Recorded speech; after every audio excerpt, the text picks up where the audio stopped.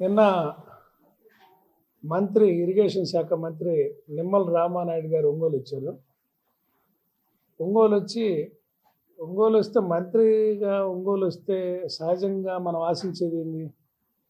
మన జిల్లాలో ఉన్న వెలుగొండ గురించి చెప్తాడని, అది ఎప్పుడు పనులు పూర్తి చేస్తాడని మనం ఆయన నుంచి ఆశిస్తే, ఆయన ప్రజల్ని డైవర్ట్ చేస్తూ ఒక ప్రమాదాన్ని భూతద్దంలో చూపిస్తూ జగన్మోహన్ రెడ్డి గారిని తప్పున్నట్టుగా, ప్రమాదంలో తప్పున్నట్టుగా చెప్పడానికి ఆయన 15 నిమిషాలు అగచాట్లు పడ్డాడు.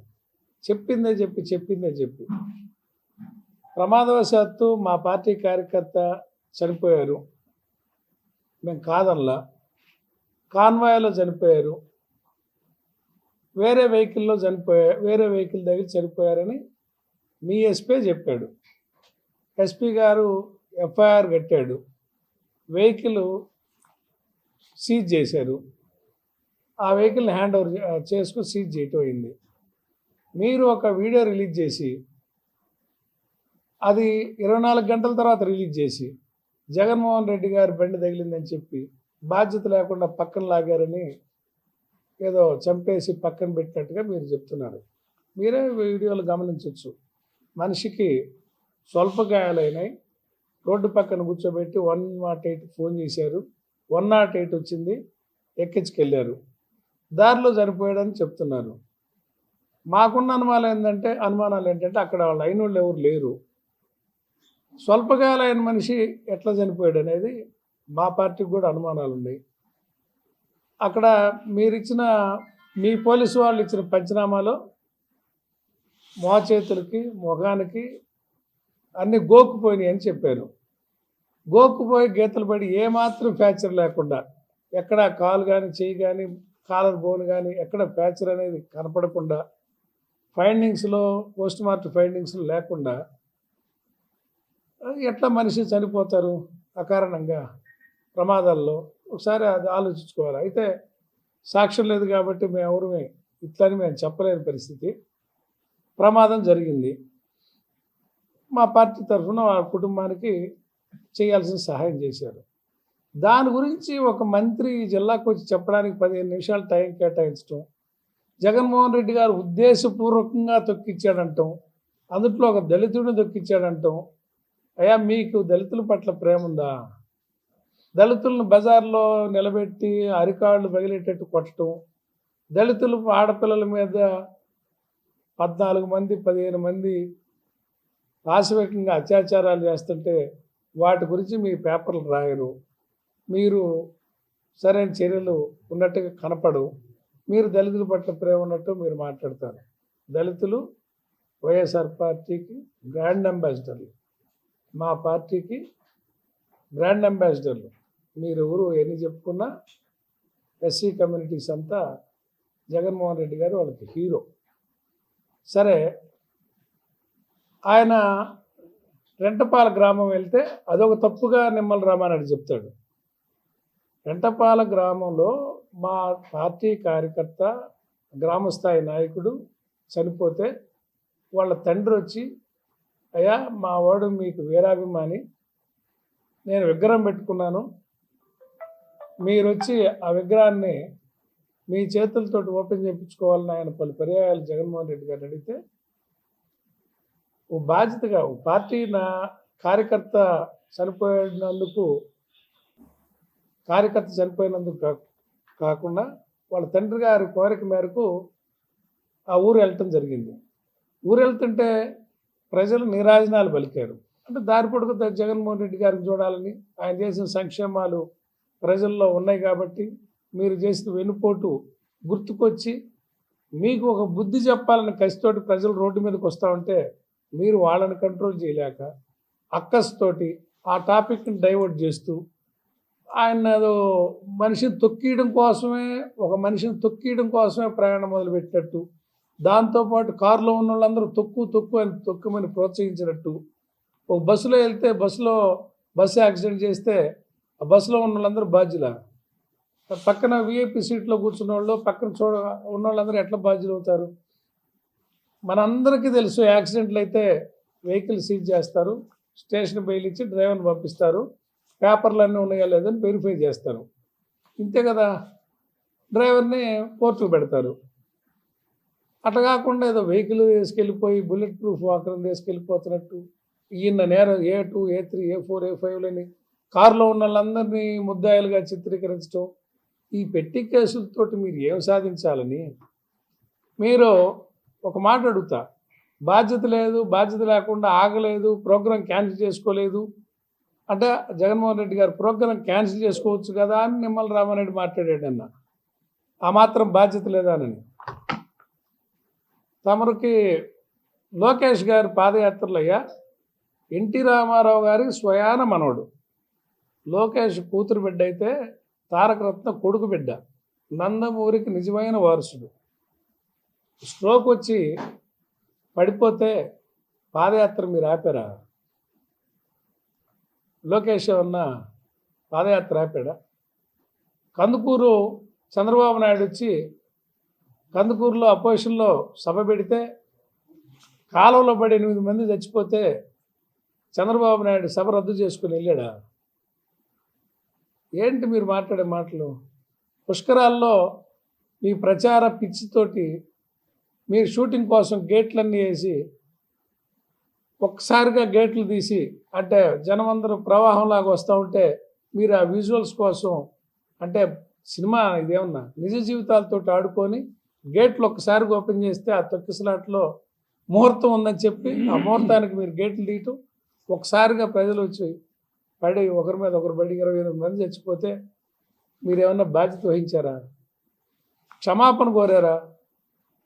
మీరు ఎట్లా బాధ్యతల గురించి మాట్లాడతారు? మీకు నోర్లు ఉన్నాయని చిన్నంగా చెబితే ఏదో ప్రజలు నమ్ముతారని జగన్మోహన్ రెడ్డి గారిని ఒక విలన్న చేసి మీరు చెప్పాలనుకుంటే ప్రజల పట్ల హీరో ఆయన, రైతుల పట్ల హీరో. రైతుల కోసం రైతు భరోసా కేంద్రాలు పెట్టి రైతులకు గిట్టుబాటు ధర ఇప్పించి రైతు భరోసా సంవత్సరం ఇచ్చి రైతాంగాన్ని అందరిని ఆదుకున్న హీరో ఆయన. వెల్ఫేర్ స్కీములతోటి పేదరికం బారదోలిన హీరో ఆయన. ఆయన ఆలోచనలతోటి ఆయన ఆచరణతోటే మన రాష్ట్రంలో GST వసూళ్లు పెరిగినాయి, అభివృద్ధి పెరిగింది, రాష్ట్ర ఆదాయం పెరిగింది, రాష్ట్రం పురోగతి సాధించింది. దేశం అంటే మట్టి కాదో, దేశం అంటే మనుషులో అన్నారు గురిజాడ. మా దృష్టిలో అభివృద్ధి అంటే కుటుంబాల అభివృద్ధి, మా పార్టీ దృష్టిలో, జగన్మోహన్ రెడ్డి గారి దృష్టిలో వ్యక్తుల అభివృద్ధి, కుటుంబాల అభివృద్ధి సాధిస్తే ఆ దేశం ఆ రాష్ట్రం అభివృద్ధి చెందినట్టు. మీ దృష్టిలో 4 బిల్డింగ్లు కట్టి అంటే 4 బిల్డింగ్లు 2 బిల్డింగ్లు ఒక దిక్కు కట్టి వాటికి అద్దాలు పెట్టి అదొక్కటే అభివృద్ధి అని చెప్పి ప్రపంచం అందరినీ చెప్పుకోవాలని మీ ఆలోచన. రాజధాని కడతా ఉంటారు. ఎవరు వద్దన్నారు మీరు కడితే? పోయిన సంవత్సరం 5 ఏళ్లలో 40,000 ఎకరాలు 30,000 ఎకరాలు ఎక్వైర్ చేసి CRD అని పెట్టి ఆ రైతులందరిని ముంచి మీ మాటలు నమ్మి కొనుక్కున్న వాళ్ళందరికీ క్రయ విక్రయాలు లేక ఇరక్కపోయి నష్టపోయారు. మళ్ళీ ఇప్పుడు 50,000 ఎకరాలు అంటున్నావు. మీరు అంటే రైతులను మోసం చేసి ఆ భూమినే మళ్ళీ తాకట్టు పెట్టి రైతుల దగ్గర పూలింగ్ చేసి దాన్నే తాకట్టు పెట్టి మళ్ళీ లోన్లు తెచ్చుకొని ప్రభుత్వాన్ని నడపాలనే దుష్ట ఆలోచన. మీరు చేసే అన్ని తప్పులు, పరిపాలన చేత కాదు. అంతెందుకు ఎన్టీ రామారావు గారి పేరున్న పథకాలు ఉన్నాయి, ఎన్టీఆర్ గారు చేసిన పథకాలు ఇప్పటికీ కూడు గుడ్డ నేడని చెప్పుకుంటున్నాం.